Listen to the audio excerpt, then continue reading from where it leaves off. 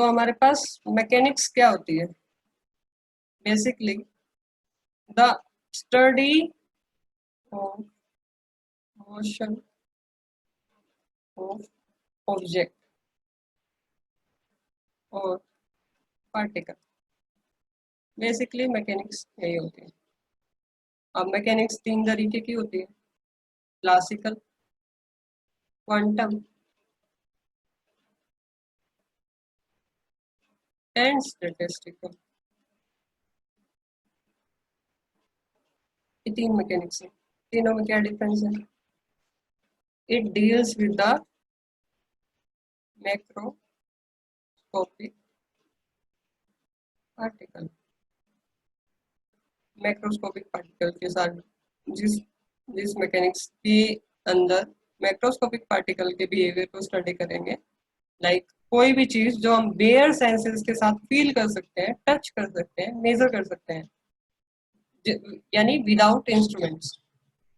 We do not need any kind of instrument for this kind of measurement, like if there is a rigid body or some kind of body having definite mass length that we can see, that we can measure, is called macroscopic.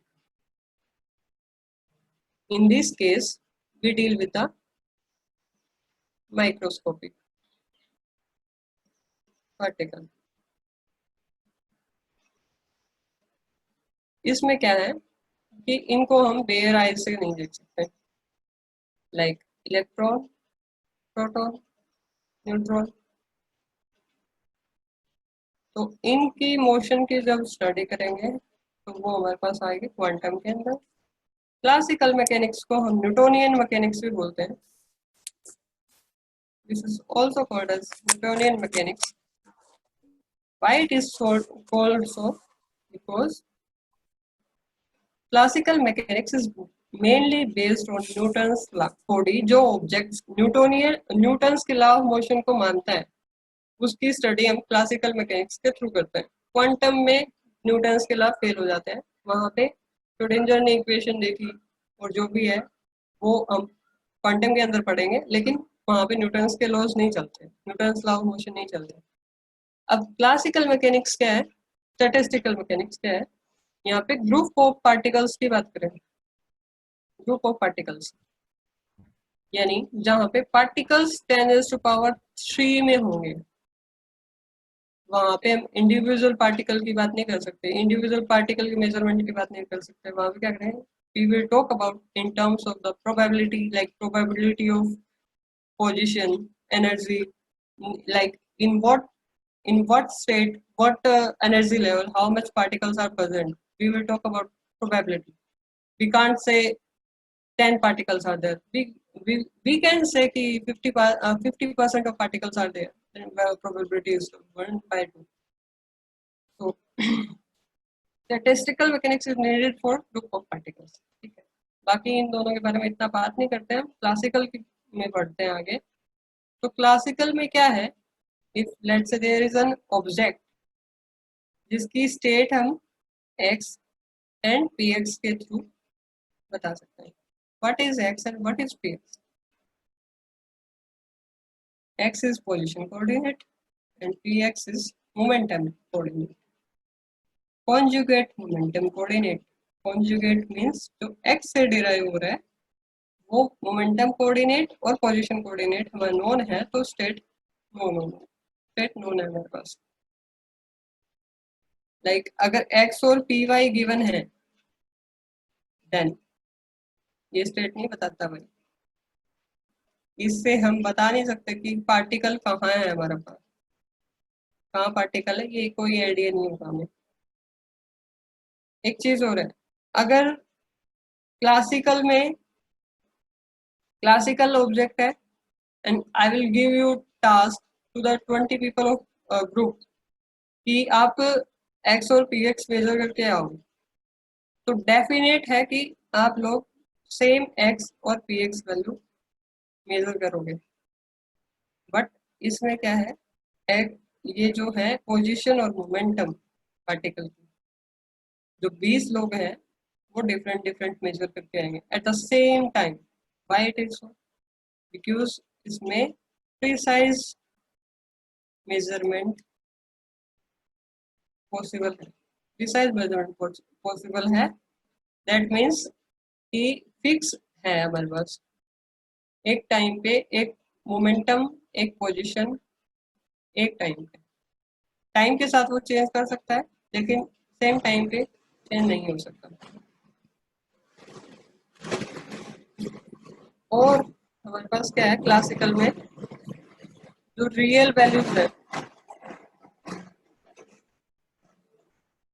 Like position, momentum, real values यानी या real measurement बोल सकते हो आप, जो quantity major करता है energy, ये क्या है कॉन्टिन्यूस होते हैं। Like if there is an energy E and there is an energy E plus dE, then all the levels of energy are possible, सारे लेवल पॉसिबल है, अलाउड है, जो कि क्वांटम में नहीं होता। वो क्वांटम का क्वांटम के टाइम देखेंगे कैसे उसमें लेवल स्प्लिट होते हैं, E1 E2 ही होते हैं, बीच वाले अलाउड नहीं होते, क्यों नहीं होते वो सब पढ़ेंगे हम। तो ये तो था हमारा क्लासिकल पार्टिकल, जिसका क्या है एक्स और पी एक्स से उसकी स्टेट बता देंगे, उसी से मेजरमेंट हो जाएगा कि एनर्जी क्या है, पोजीशन क्या है, मोमेंटम क्या है, मतलब एक पर्टिकुलर टाइम पे उसकी सारी इंफॉर्मेशन हम गेन कर सकते हैं एक्स और पी एक्स के थ्रू, और प्रिसाइज मेजरमेंट होगा क्लासिकल में। उसके बाद लेट्स से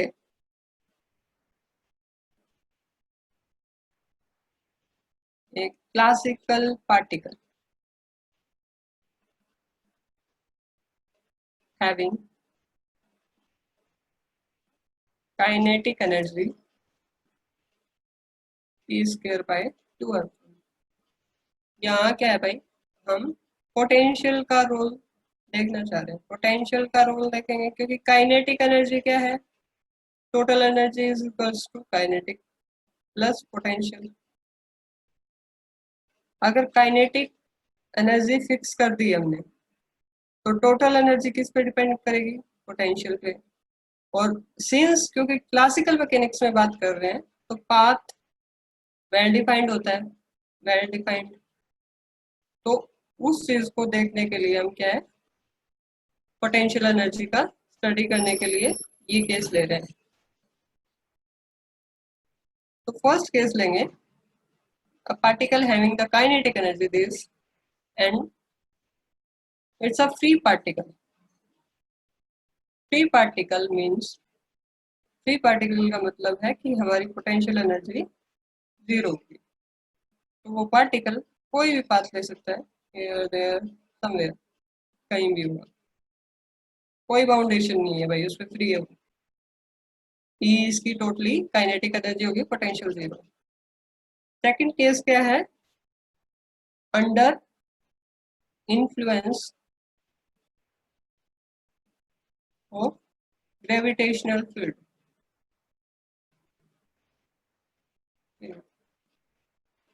दैट मीन्स एक पार्टिकल है यहाँ जिसका मास है, हम डिफाइन कर रखते हैं, ये हाइट h पे है,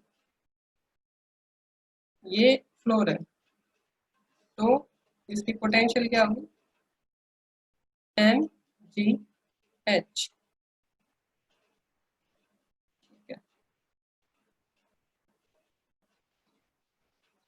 और थर्ड केस जो है हमारा, इसी पार्टिकल को let's say the same particle is attached with a spring having elastic spring constant k and it will move back and forth, back fourth movement होगी, एंड इन दिस केस जो क्या है potential होगी half के x square.